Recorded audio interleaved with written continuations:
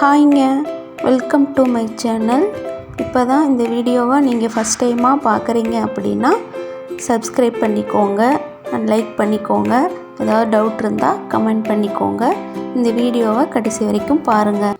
இது என்ன இலைன்னு பார்த்தீங்கன்னா பாலை இலை, வெப்பாலை அப்படின்னு சொல்லுவாங்க. இதை நம்ம ஆயிலில் இன்ஃப்ளூயன்ஸ் பண்ணி நம்ம கை காலுக்கு தலைக்கு எல்லாம் தடவக்குள்ள சொறி, பிப்பு, அரிப்பு, புண் அந்த மாதிரி பிரச்சனைகள்லாம் குணமடையுதுன்னு சொல்லியிருக்காங்க.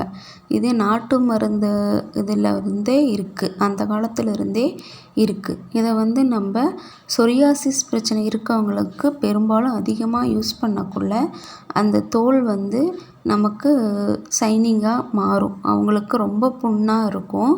சூரிய கதிர்வீச்சு பட்டாவே அவங்களுக்கு எரியும். இந்த மாதிரி ஆயில்ஸ் தடவக்குள்ள அவங்களுக்கு குளிர்ச்சியாகவும் கிடைக்கும். அதே சமயம் அதற்குரிய பிரச்சனைகளும் தீர்வாகும். இந்த மாதிரி அதிக வீடியோவை பார்க்கணுன்னா சேனலை சப்ஸ்கிரைப் பண்ணிக்கோங்க. வாங்க தெளிவாக இதை பற்றி என்னன்னு சொல்கிறேன். இது வெப்பாலை இலை. இந்த இலை பார்த்திங்கன்னா முன்னாடி டார்க்காக க்ரீனாகவும், பேக் சைடு பார்த்திங்கன்னா லைட் க்ரீனாகவும் இருக்கும். இதில் பால் வரும். இதை நம்ம சின்ன சின்னதாக பிச்சு நம்ம சுத்தமான செக்கில் ஆட்டின தேங்காய் எண்ணெயில் இன்ஃப்ளூயன்ஸ் பண்ணி நம்ம யூஸ் பண்ணலாம். ஸ்டெப் பை ஸ்டெப்பாக எப்படி செய்கிறதுன்னு சொல்கிறேன் வாங்க. இப்போ சுத்தமான கோகனட் ஆயில் எடுத்துக்கோங்க. அதில் இந்த வெப்பாலை இலையை அலசி தண்ணி இல்லாத எடுத்து வச்சுக்கிட்ட இலையை சின்ன சின்னதாக கட் பண்ணி இதில் போட்டுக்கலாம். இப்போ நான் 500 கிராமுக்கு எண்ணெய் எடுத்திருக்கேன்.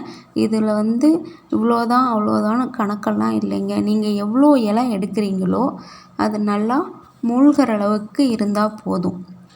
இப்போ நான் சின்ன சின்னதாக கட் பண்ணி போட்டுக்கிறேன்.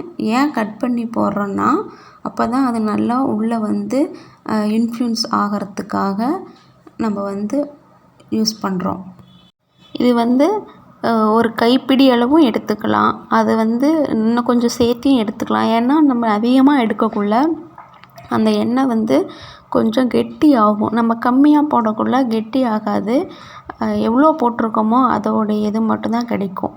நமக்கு அதிகமாக பெனிஃபிட் வேணும்னா கொஞ்சம் சேர்த்து போடக்குள்ள நமக்கு நல்ல ஒரு கெட்டியாக கிடைக்கும். கெட்டியானால் ரொம்ப கெட்டியாக கிடைக்காது.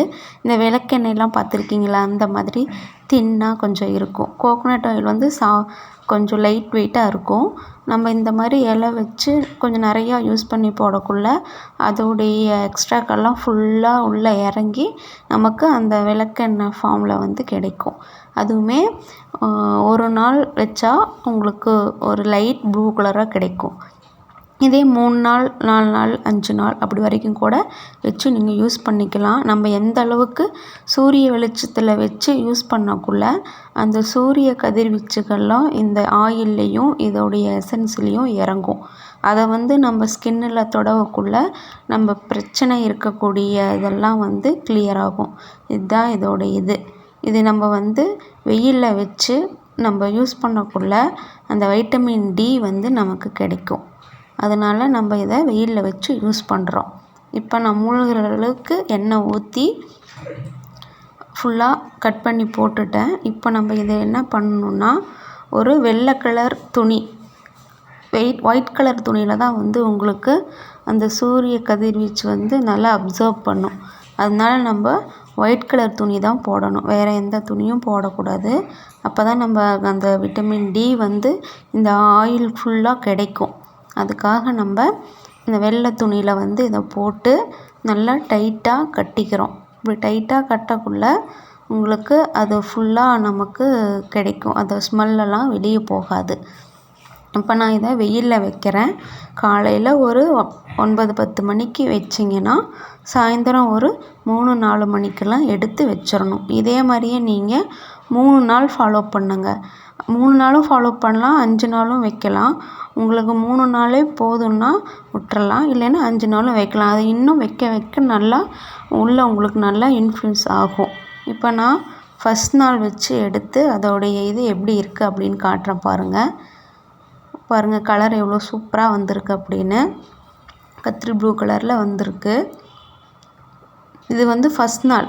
மொதல் நாள் காலையில் வச்சு சாயந்தரம் எடுக்கக்குள்ளே நமக்கு இந்தளவுக்கு கிடச்சிருக்கு.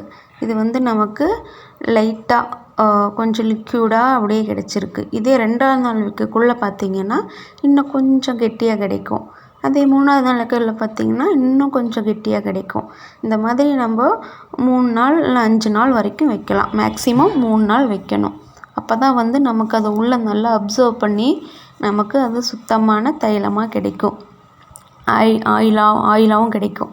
தைலமும் சொல்லலாம், ஆயிலும் சொல்லலாம். இப்போது 2ஆவது நாள் பாருங்கள் எப்படி இருக்குது அப்படின்னு. கலர் வந்து லைட்டாக டார்க் ஆகும். எண்ணெயும் பார்த்திங்கன்னா உங்களுக்கு ஃபஸ்ட் நாள் வந்து கொஞ்சம் லிக்யூடாக தெரியும். இப்போ வந்து கொஞ்சம் கெட்டியான மாதிரி இருக்கும். இது செகண்ட் நாள் வச்சு எடுத்தது.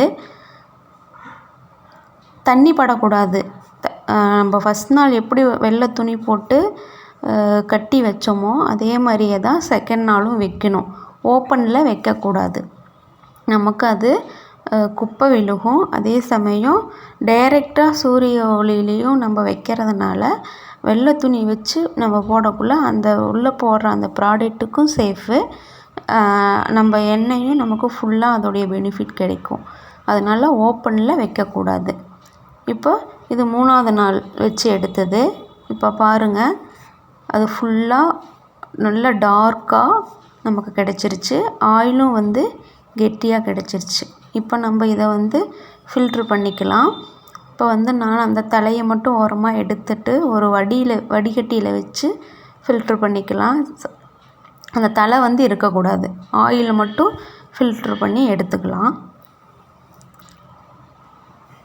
கொஞ்சம் கொஞ்சமாக ஃபில்ட்ரு பண்ணி நம்ம வந்து எடுத்துட்டு அந்த தலையில் இருக்க எண்ணெயும் வந்து நீங்கள் ஒரு நாள் ஃபுல்லாக விட்டுட்டிங்கன்னா அதில் இருக்க எண்ணெயும் கூட நல்லா வடிஞ்சிரும். நல்லா வடியிலேயே நல்லா வடிங்க. இல்லைன்னா அந்த கடைசியாக இருக்கக்கூடிய அந்த தலையை ஒரு துணியில் போட்டு நல்லா பிழிஞ்சு எடுத்திங்கன்னா அதோடைய எண்ணெயும் வந்துடும்.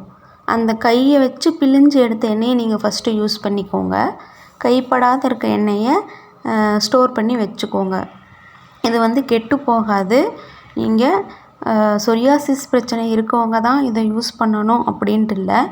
நார்மலாகவே தலையில் ஏற்படக்கூடிய பொடுகு, அரிப்பு, பிப்பு, இளநரை இருக்கும் பார்த்திங்களா, அவங்க இதெல்லாம் நீங்கள் யூஸ் பண்ணக்குள்ள உங்கள் தலை வந்து ஹீட் ஆகிற பிரச்சனையும் இருக்காது. இந்த மாதிரி தொந்தரவுகள்லாம் கம்மியாகும்.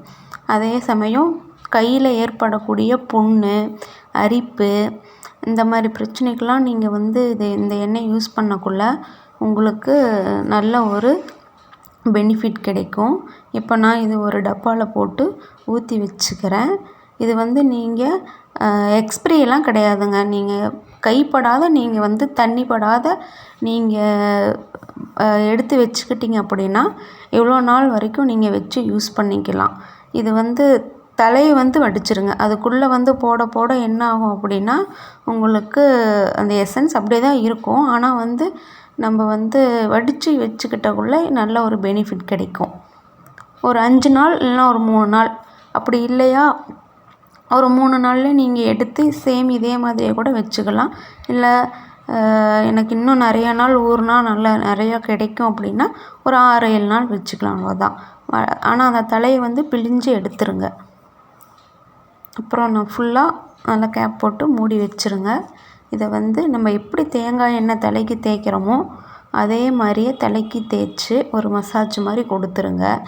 சொரியாசிஸ் பிரச்சனை இருக்கவங்களுக்கு பார்த்திங்கன்னா செதிலாக வரும் தலையில். அந்த மாதிரி செதிலாக வரக்குள்ள இந்த மாதிரி நம்ம ஆயில்ஸ் வச்சு நல்ல ஒரு மசாஜ் கொடுத்து ஒரு மணி நேரம் இல்லை ஒரு 2 மணி நேரம் கழித்து நீங்கள் தலைக்கு குளிக்கக்குள்ள உங்களுக்கு ஏற்படக்கூடிய அந்த பிரச்சனைகள் வந்து நல்லாவே தீர்வு கிடைக்கும்.